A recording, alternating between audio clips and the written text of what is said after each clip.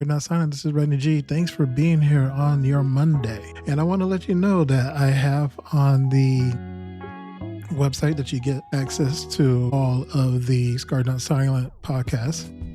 It's at www.scarrednotsilent.com. I even counted that right this time. I got it. So if you go on there, I also have a little button that says if you want to help support me through this journey.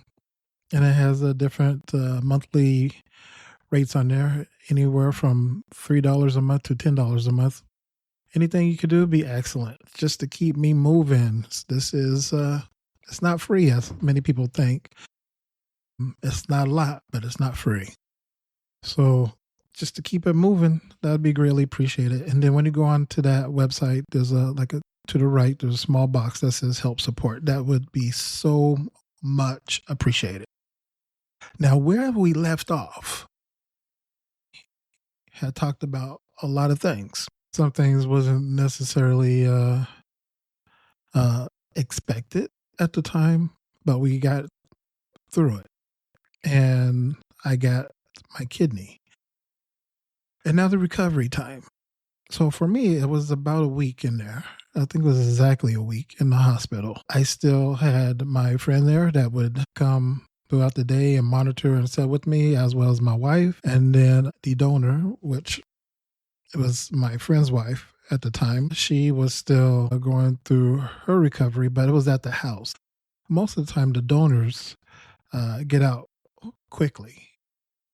I should say quicker than we do as the recipient.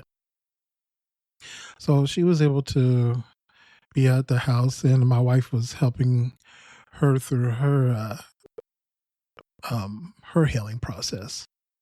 So for myself, I was able to get on a much more liberal diet now that I had the transplant. So a lot of things kind of shifted. It was a lot of, you never get rest in a hospital. So it was a lot of time just multiple blood checks, checking your heart, checking the incisions to make sure there's not any pus or anything. You don't want any infection. Because immediately you get started on your your immune suppressant medications, which is meant for anti-rejection of the kidney. So you immediately get started on that. And now a lot of people ask, especially people that are not going through the processes, do you have to take those forever? And the answer is absolutely. I understand that there's some medications that they're working on so you don't have to take all the anti-rejection medications. I don't know where they're at with trials or if they even made it to the medical trials. Sometimes I just flip through things and I see the headlines, and if I'm motivated, I'll read the article. And I have not read the article to this particular research regarding the medication that's supposed to eliminate a lot of the anti-rejection medication. So until then, yes, you have to take your anti-rejection medications, and it is a lot of medications. It's overwhelming. You think being on dialysis is a lot of medications. Your transplant medications is ridiculous. And you have to take them. You're not supposed to miss your dosage, or in the early stages, if you do miss a dosage, you have to contact your treatment team, because then they have a certain regimen to kind of get you back on track. So that's how important it is. But until then, you have your nursing staff basically handing you all your pills throughout the day. And you'll have pills that you'll take early on that you'll never take again.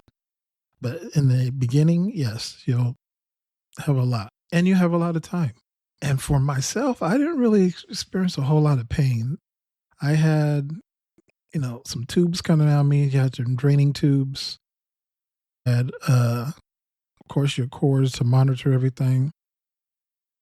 I had a catheter. Well, like I said, myself, I didn't feel a whole lot of the pain, and they started winging you off the pain medications really early, and then especially to get you off that drip. So if you get the morphine drip, they wing you off that pretty quickly, and then you can start taking some pain pills for not for very long, and then start getting you onto a little stronger Tylenol, because that's all you can take. You can only take Tylenol once you get the transplant.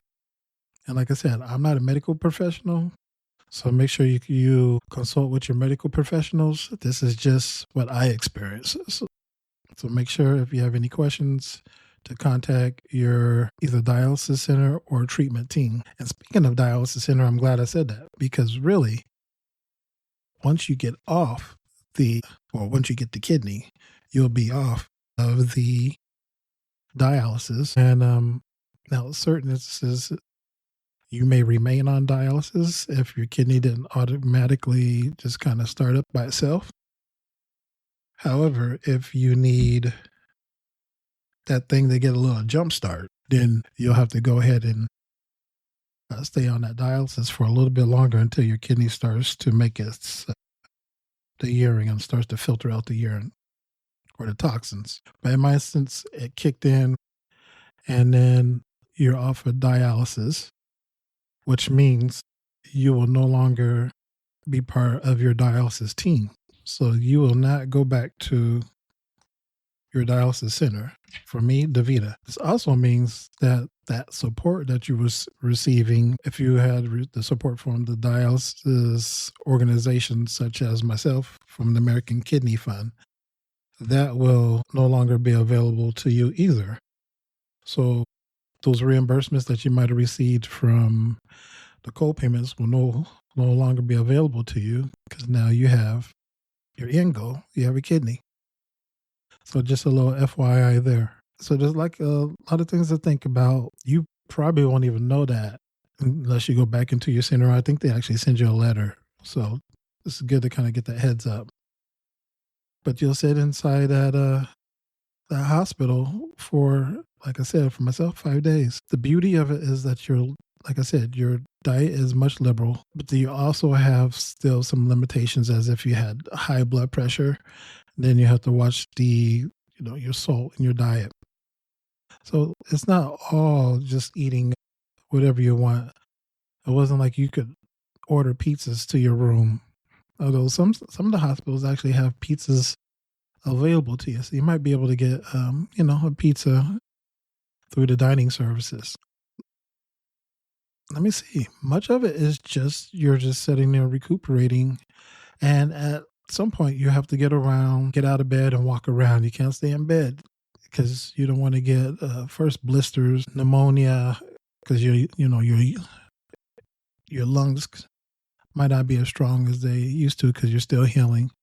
And if you lay in bed, you just eventually could get some fluid in your lungs. So they get you moving pretty much. You can walk around the hospital, which I always think is amazing, because if you're by yourself, you have no one to tie up that gown, right? And so you may get that breeze from the air coming out of the hospital and just swoop that gown up, so you got your ass hanging out. I don't even care no more. Seriously. I'm like if I can't figure out how to tie that gown and my ass is swinging in the lobby, like, they better come and say, Mr. Washington, can we help you tie it? Because I'm just going full ass. Seriously. At this point, everybody done seen everything. I've been poked, prodded. You don't even know what's coming up with the rest of my story. Like, you think it's almost over. No, it's not over. Yeah, no. I've been touched. I've been prodded. I've been stuck. I've been pulled and poked and inserted. Everything. So having my ass out is probably the least of my problems. I don't mean I just get out of bed and just like Coyote Ugly and just start dancing. But if it happens to swing open when I hit the corner, it swings open, then, oh gosh. So anyway, so I don't care no more, really. I've had females touch me, male doctors touch me. I don't care. Ass out. I think, oh, that's not a song. I should make a song called Ass Out. Yeah. Won't you take our black asses out of here? But that's what's pretty much is happening. I'm just staying in there. I'm getting healed up. Food changes. Doctors come in and meet with you. I had a beautiful team of nurses that was very, very like attentive to my needs. Like they was always there when I needed them. I try not to, use them unless I needed them. Doctors come in, check on you briefly, just to do follow ups, tests remaining just to make sure everything's going well. And I don't think I had any real drawbacks in the hospital at that point. And then finally it comes to your discharge date. And I make it sound like it's quick. You just, you have basically this medical team. You can't really sleep much. And then it comes the time to leave. And I had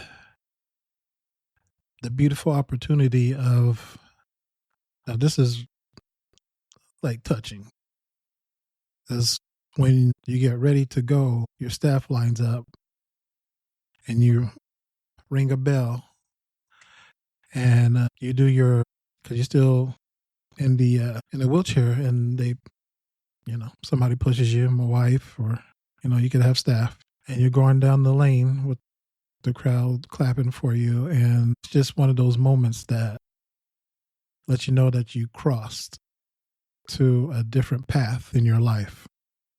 It's amazing. After so many years of just wondering if it ever happens, it happens. So it's really a time to just kind of reflect on that bell once you're done. And even the donors they have a donors tree.